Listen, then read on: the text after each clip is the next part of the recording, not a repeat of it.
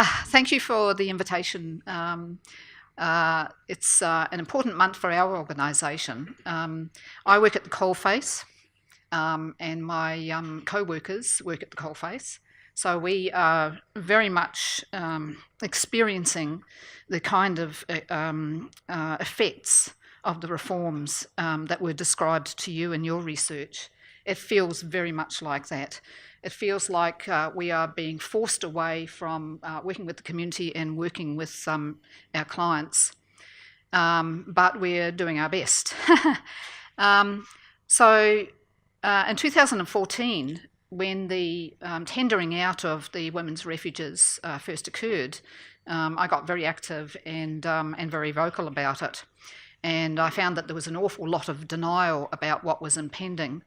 I called the reforms the smoke and mirrors campaign because it seemed to me that the government was trying to solve the problem of homelessness by stealing the women's refuges. That's in fact what they did do. And also that there was a financial incentive in terms of if they gave those homelessness services out in tender to the large church charities, the church charities could run them a great deal more cheaply, wouldn't have to pay tax and would be paying low wages, and certainly wouldn't be as stroppy as the women's refuge movement was. And so what we found is that that loss of community, the loss of being able to talk to other women's refuges, share ideas, share thoughts, liaise, cross-refer. Now there is a telephone line that you ring. And I can quite honestly say that in the last 2.5 years, the only help that we've been able to get from that telephone line is 2 nights paid accommodation for a woman. Other than that, nothing. So what we find is that for women in our area, it's almost impossible to find a women's refuge, and certainly almost impossible to find any accommodation which requires private rental. So it's a struggle. I've never known it so bad.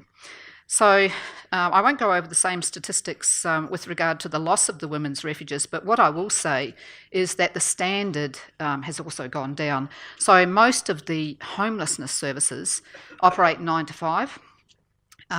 We used to have a women's refuge used to include always having someone on site, and I know because 2 of my staff went to work in the local women's refuge and they used to stay there overnight. They had counsellors on site, so people that were experiencing panic and trauma, feeling overwhelmed, feeling terribly ill, there would be someone on site to support them and someone who was an experienced counsellor. They also, most of them, had children's counsellors as well because the children were really struggling.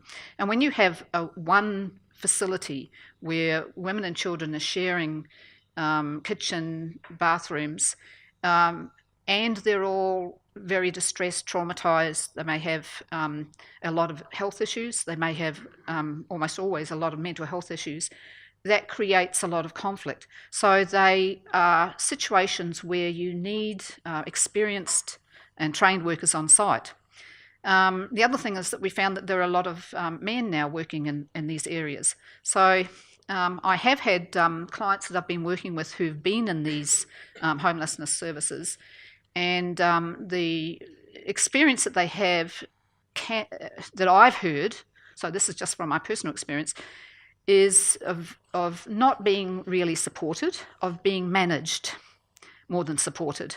The case plan takes precedence. So you have these exhausted women in our women's refuge, which continues to function under these reforms because it's entirely unfunded.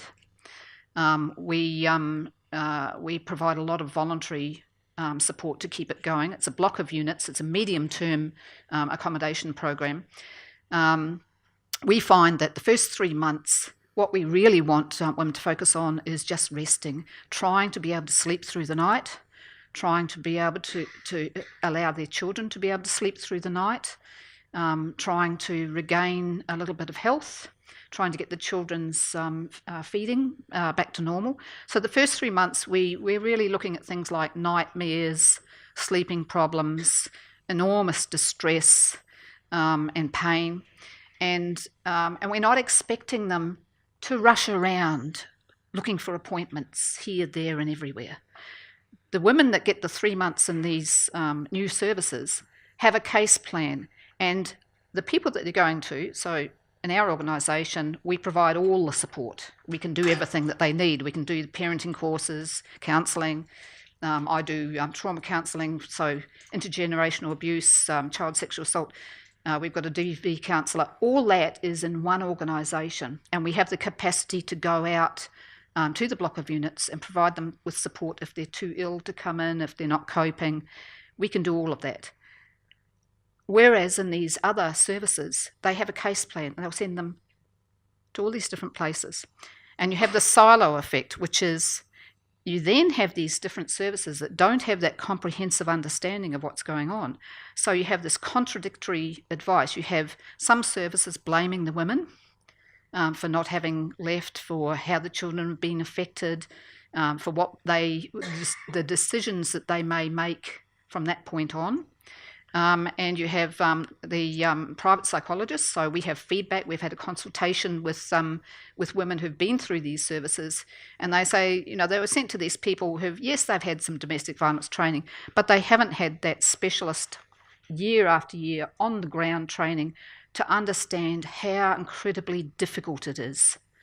And so they get the kind of information that they've heard time and time again, nothing really that deals with the complexity of what they're living. So what I find is that the services are so substandard in terms of what they used to be. Another example is in our organisation, our Women's Refuge is medium term. So they can stay for 2 years, sometimes 3, and that gives them the capacity to recover, to deal with how the children are being affected, to look at maybe doing some training, to look at maybe, getting settled with childcare, getting the children settled at school, getting a little part-time job. I would say that we're lucky in our block of 8 units to have one woman in the 8 that's got a car. So mostly they arrive, they've got almost nothing.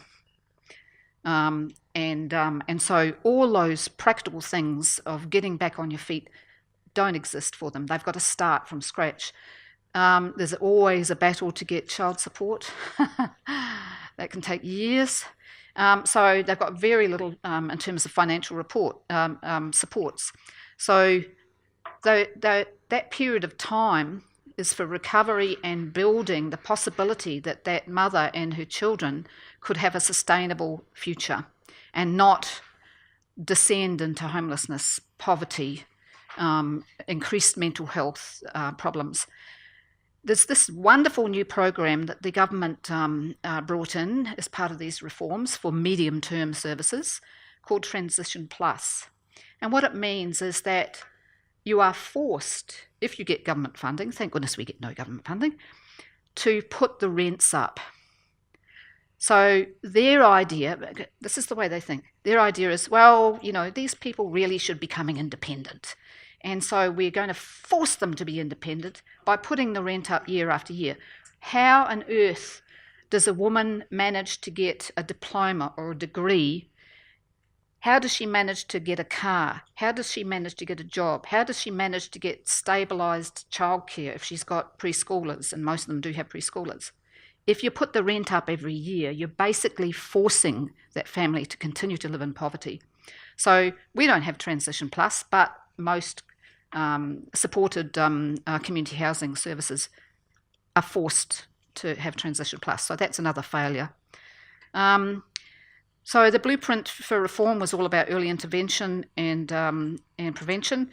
A useful statistic to think about with regard to that is that in their wonderful strategy that's supposed to run from 2016 to 2021, the first year, 2016 to 17, they spent $20 million in education and information and support, and there's no rollover of that. So they set up these programs which are all about You get the information out about domestic violence because it's just a decision. You learn about domestic violence, and that's all you need to know. You're not going to be exposed to it, and you can walk away from it quite easily. You just need to learn. So they spent $20 million on that. There's no rollover. So this year they're spending $80,000, and the $80,000 is an expenditure that they've had for decades. It's $1,000 for every domestic violence committee that asks for that money to run their meetings. They usually meet once a month. They've been doing that for decades, so this is no new funding. That's all that's going to domestic violence funding this year. Now, the estimated cost of domestic violence yearly in New South Wales is $5.6 billion, and the cost is borne by individuals, employers, government and community. So,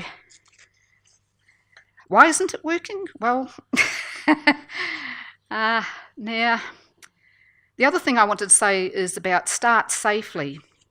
So they have these wonderful titles. Start Safely, Safer Pathways. Start Safely provides women with access to subsidised private rental. And it sounds like a lovely idea in practice. So women don't have to go into women's refuge. They don't have to go into supported accommodation. They can get a subsidy if they've had domestic violence, and they can afford private rental. In the Sutherland Shire, the subsidy can't possibly get you into private rental. So we have women that we can't move on. We have women who are desperate to leave, who can't find anything. If they, first of all, so you're looking at often high disadvantaged groups. You're looking at people who are exhausted, overwhelmed, affected by PTSD, and they're going for private rental weekend after weekend after weekend. And they line up with 20 people. They've got little children. They don't have a lot of income. And they're going to offer the real estate agent, oh, well, I'll be able to afford this because I'll get a subsidy. They don't get picked.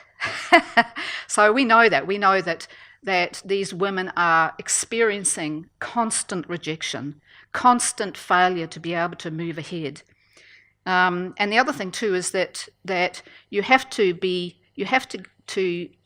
accepted for that rental property and accepted for the subsidy, and those two things don't necessarily coincide. So you might get one but not the other. So for our domestic violence counsellor, she hasn't had one successful transition under Start Safely for any of her clients. The other thing is the Safer Pathways program, and that's where they have safety action meetings, where they have the police, they have health, they have community services who meet together, and they develop a plan where a woman has experienced a domestic violence assault. The woman herself isn't part of that plan. We find that utterly extraordinary because the complexity of trying to exit, especially if there are children, especially if you need documents, especially if you need somewhere to go, is quite delicate, quite difficult. And so an exit plan is something that our DV worker has a great deal of experience with, and she does very successfully. She hasn't yet had any clients that she's worked with in trying to exit from domestic violence that have been part of this Safer Pathways program. There's been a review of it, and what they've looked at is that, surprise, surprise, when they looked at two groups of women, 61 in one group and 63 in the other, one that had been through the program, the other that had simply gone to services looking for information and support and advice, that there was no difference in the outcomes, except that the women who'd gone through the conventional process, rather than this meeting of all these experts, felt a great deal more supported and wanted more of that support. They were wanting safety plans, they were wanting referrals, they were wanting counselling. So that's another program that's not terribly effective. And the last one is that I'll talk about today is a program which is looking at allowing women to stay safely in their home after domestic violence, with the perpetrator having an AVO, with maybe security around the house, and police checks. Now, this program is available in 27 locations in New South Wales. It does work for some women.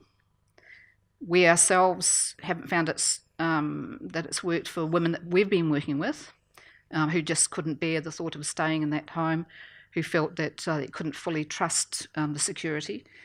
So in 27 locations in New South Wales, we've got that program. It costs money. There are 129 LGAs.